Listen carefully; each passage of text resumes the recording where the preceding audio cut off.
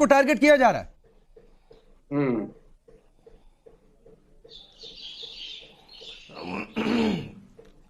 देखिए, मैंने बहुत देर से सुना है सबको, और तरह तरह की बातें हो रही हैं कि योगी जी को ये भाषा जेब नहीं देती और योगी जी को ऐसे नहीं बोलना चाहिए था। वो मुझे ये बताइए, दिल पे हाथ रख करके, योगी जी यूपी के मुखिया हैं और पूरा यूपी जो है वो योगी जी का परिवार है, और परिवार में कितना बड़ा कांड हो जाए, इतनी बड़ा हादसा हो जाए, तो क्या परिवार के मुखिया को गुस्सा नहीं आएगा?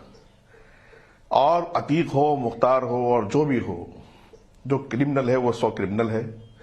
बुलडोजर की कार्रवाई तो मजलूम के लिए फौरी तौर पर एक छोटी सी तसल्ली है। और रही मिट्टी में मिलाने की बात, मिट्टी में वाकई मिलाया जाएगा। इस पर योगी जी की सरकार पिछली बार भी काम कर रही थी और इस बार भी काम कर रही है।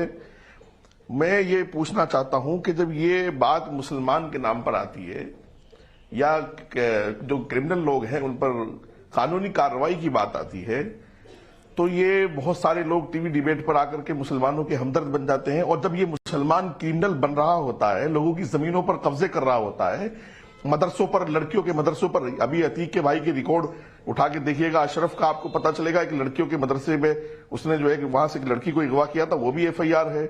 तो ये सब लोग फिर भाग जाते हैं और ये सब प्रॉपर्टियां जुल्म से इकट्ठी की गई हैं, कब्जा कर करके इकट्ठी की गई हैं।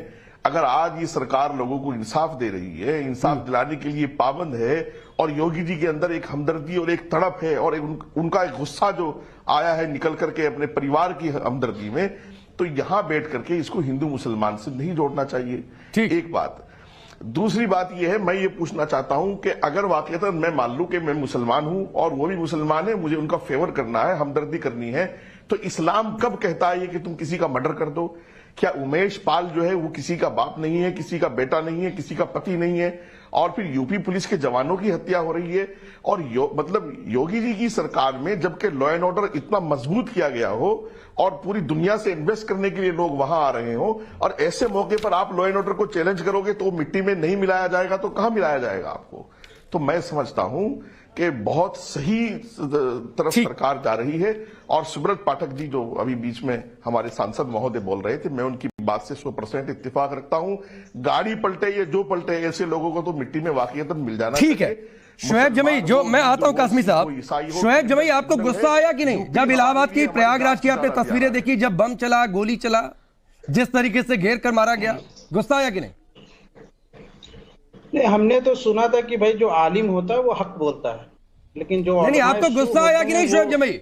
सत्ता की तरफदारी करते हैं। हाँ। देखिए, जो मुसलमान होता है वो हमने एक लिस्ट गिनाया आपको, बोलना सीख लो। इसमें ब्रजेश सिंह है, धनंजय सिंह है, राजा भैया है, इनके सैकड़ों मुकदमे, विनीत सिंह, पूरा लगभग 17 माफिया हैं जो सिंह हैं, कोई राठौर हैं, कोई भैया हैं, फला है, फला है, फला, चुलबुल सिंह, सोनू सिंह, विभूषण सिंह, पिंटू सिंह, 48 मुकदमे, सेंगर के 28 मुकदमे। कभी आपने सुना इनके घर पे बुलडोजर चला हो?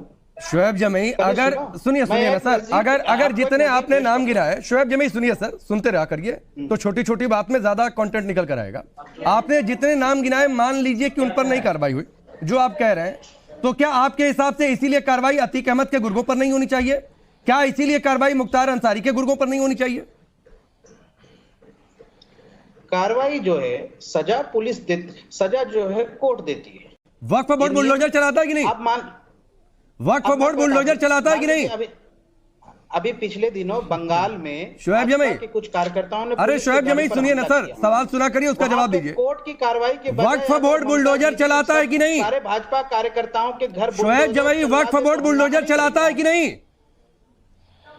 अगर भाजपा के कार्यकर्ताओं के घर बंगाल में, अरे मैं जो सवाल पूछ रहा हूं उसका जवाब दीजिए ना। वक्फ बोर्ड बुलडोजर चलाता है कि नहीं? करेंगे नहीं। वक्फ बोर्ड बुलडोजर चलाता है कि नहीं? करेंगे। अब सुनाई नहीं दे रही आपको मेरी बात? राष्ट्र की तस्वीर है। नहीं। इस हिंदू राष्ट्र में शोएब जमई को मेरी आवाज जा रही है क्या? एक मिनट इनकी आवाज डाउन करिए। गरीब जानी, एक मिनट इनकी आवाज डाउन करिए। शोएब जमई, अभी आपकी आवाज नहीं जा रही है, आपको मेरी आवाज सुनाई दे रही है? हाँ, तो वक्फ बोर्ड बुलडोजर चलाता है कि नहीं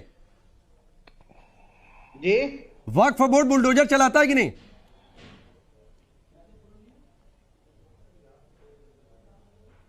कहां बुलडोजर चला था? अच्छा, नहीं चला था?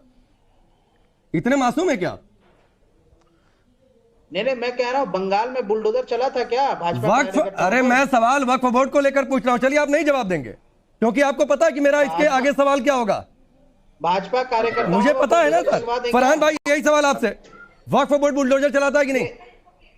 अभिषेक भाई हमको अपनी बात रखने दीजिएगा, उसके बाद अभिषेक नहीं, एक तो नाम ठीक कर लीजिए सर। मैं नहीं सुन लीजिए सर, एक तो नाम ठीक कर लीजिए। यहाँ पैनल पर जो अभिषेक है वो समाजवादी पार्टी के नेता प्रवक्ता है, मैं राकेश हूँ सर, ठीक है, मुझे लगता है क्लियर हो गया होगा। राकेश जी सवाल सुन लीजिए सर, वक्फ बोर्ड बुलडोजर चलाता है कि नहीं?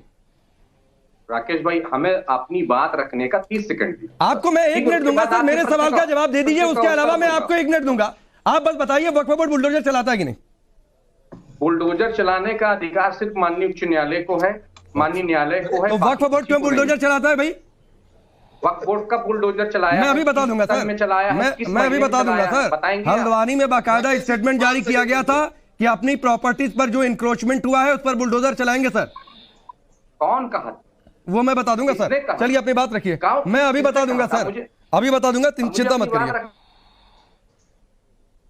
अरे बता दीजिए, हल्द्वानी में तो रेलवे ने यहाँ से कहा था मुसलमानों के घर बुलडोजर चला देंगे, भूल गए क्या पत्रकार महोदय? जरा पढ़ के आया कीजिए। अरे वो भी हुआ था भाई, वो भी हुआ था, आपसे ज्यादा पढ़ लिख कर आता हूँ। स्वैप जमीन तो नाम का लिस्ट दे रहे हैं, मैं पूछना चाहता हूँ स्वैप जमीन साहब, अरे पिछले बताओ ना 2 महीने 3 महीने 6 महीने में जिनका नाम ले रहे हैं उन्होंने कहाँ शूटिंग की है, किसको मारा है? अरे वो भी बता दूंगा, वो भी बता दूंगा, अभी इंतजार कर लीजिए शोएब जमई, इंतजार कर लीजिए, अभी फरहान भाई